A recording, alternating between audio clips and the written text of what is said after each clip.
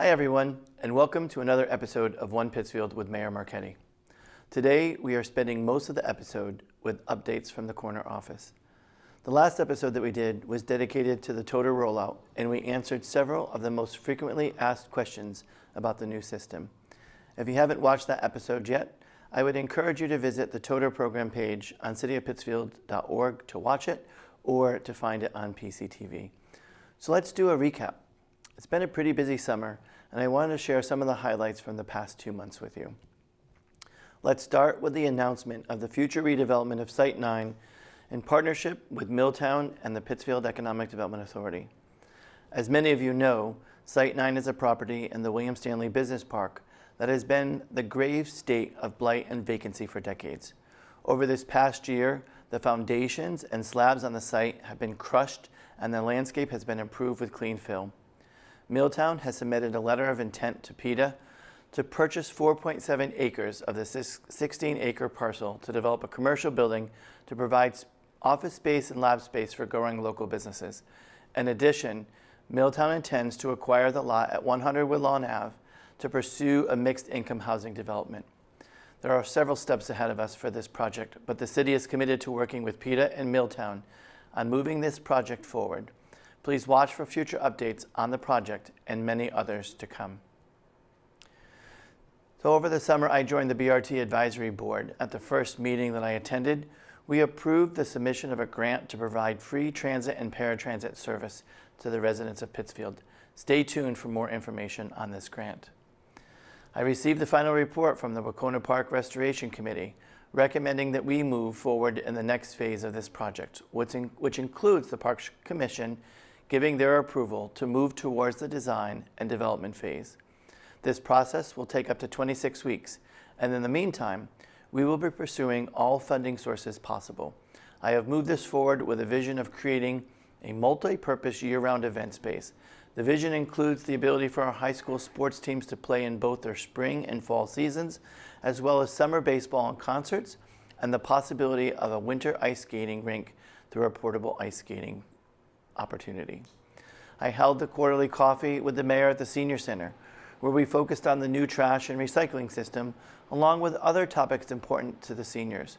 When elected, I promised to meet with the seniors to discuss issues that are important to them.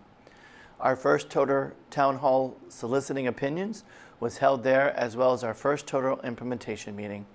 I enjoy my time there hearing the concerns of the seniors and working towards solutions to improve their quality of life. We are also in the process of replacing Jim Clark as the director, as he has taken the previous role of Director of Veteran Services. I am hopeful within the next month or two we will be able to announce his replacement. We will be working with the Council on Aging Advisory Board, as well as the city's Director of Human Resources. I attended the Citizens Academy that was launched for this year at the end of August, and I spent some time with the participants talking about my role as mayor and the importance of getting involved in local government. It was nice to be joined by President White to share the role of the City Council.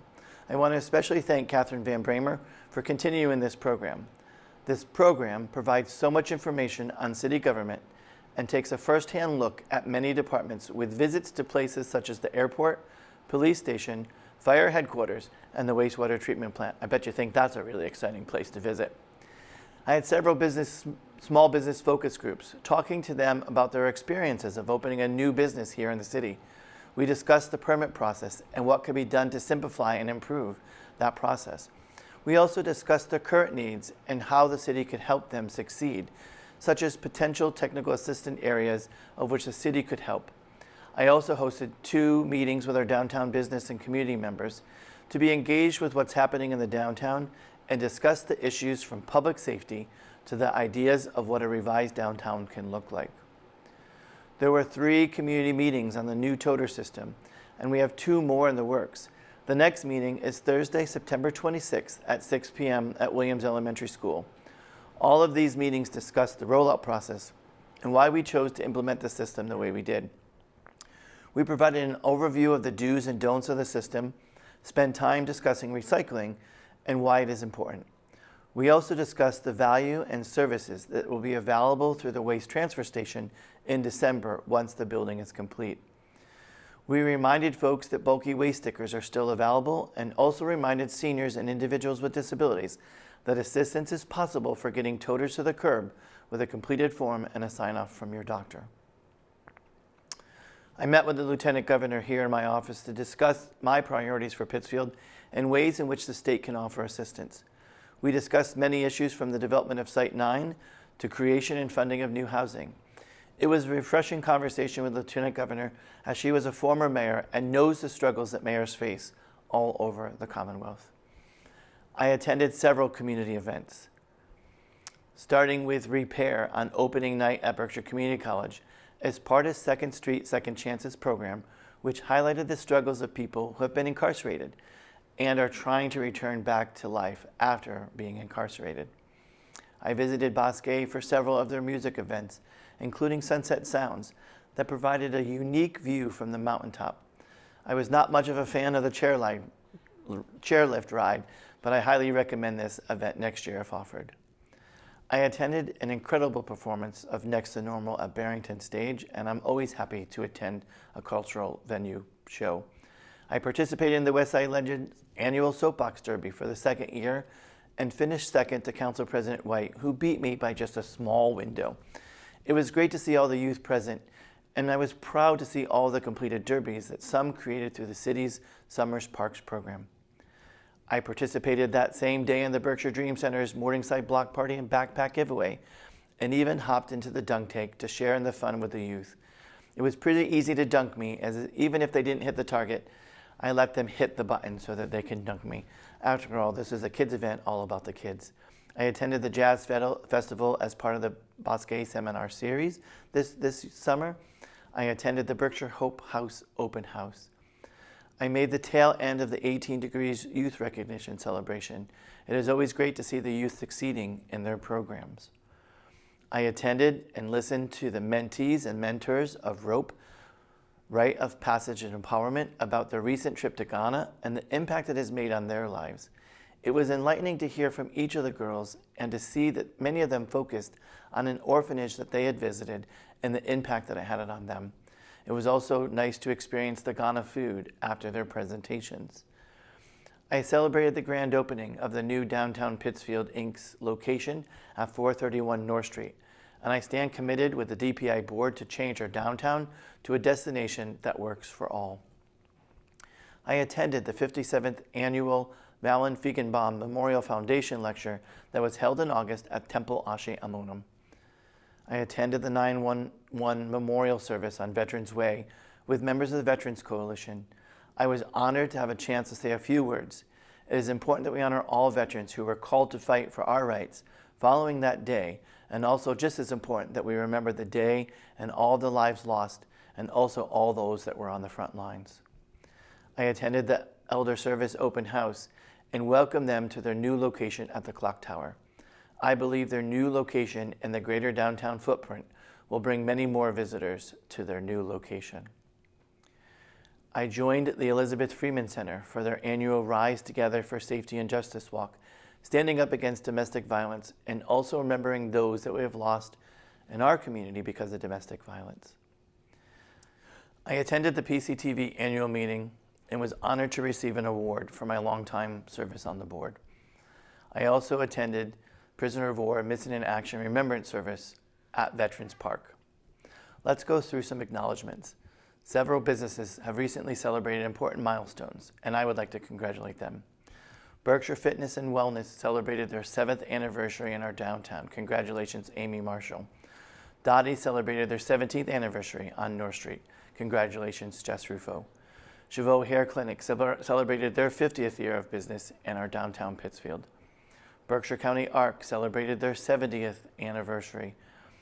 In honor of their 1-year anniversary, Hutpuckers is holding an event on October 2nd from 11 a.m. to 10 p.m. to celebrate. As always, if your business or organization is celebrating a special milestone or other exciting news, please send an email to my office at mayorsoffice@cityofpittsfield.org with the details, as we would like to recognize you as part of this ongoing program. So let's talk about the City Council agenda. The City Council is back on its regular routine for meetings in September. As we missed our preview of the September 10th meeting and the last episode, let's do a recap. The following individuals were appointed. Eileen Peltier to the Homeless Advisory Commission along with Kim Borden. Councilor Conant was appointed to the School Building Needs Commission. Justine Dodds and Elizabeth Sherman appointed to the Affordable Housing Trust. Kelly Reagan reappointed to the Personnel Review Board. Brian Whitman reappointed to the Human Services Advisory Council, and we provided an update to the council that Sheila Irvin was reappointed to the Community Development Board as a governor's appointee.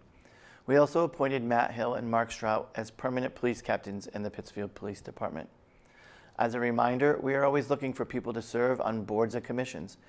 If you would like to serve on a board or commission, please send your resume to mayorsoffice@cityofpittsfield.org.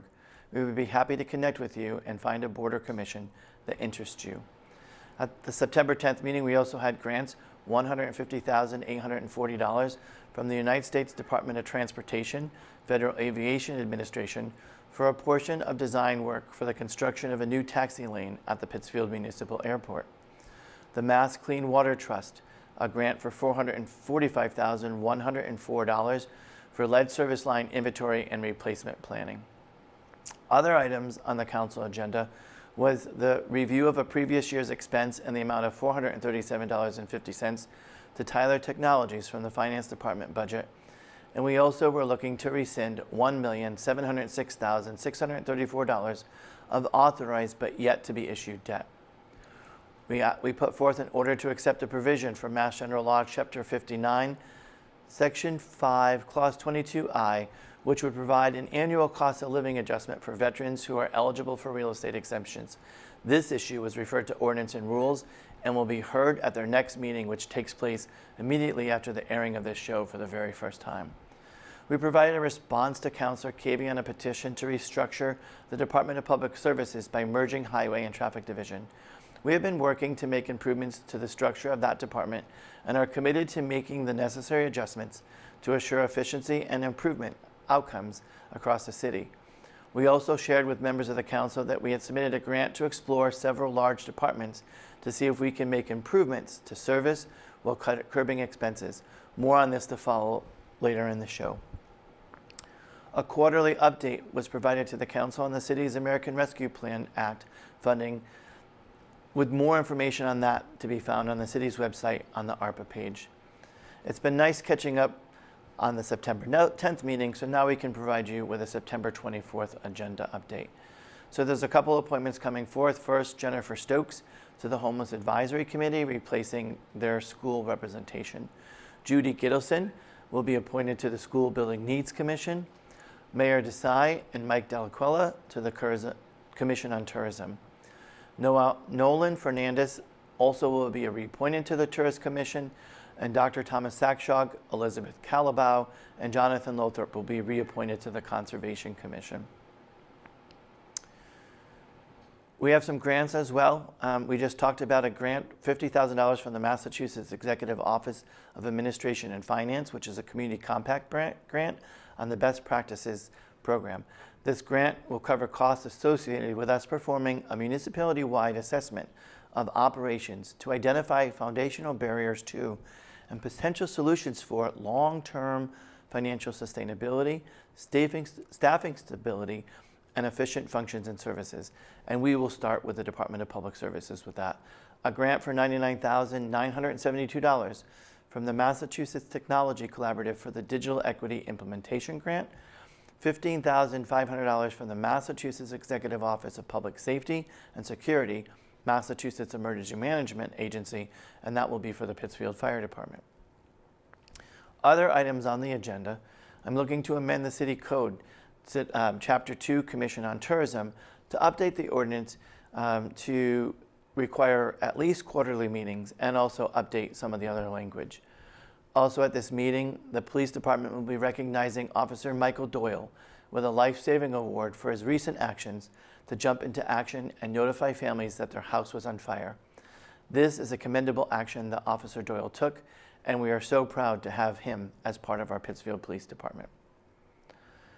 So There's an update of where we are. Let's transition to toter reminders. I know you're probably tired of hearing about toters, but we have been committed to making sure that we get all the information out there. So let's go through some of the updates and take a few minutes to share some important reminders about the rollout of our new trash and recycling collection system.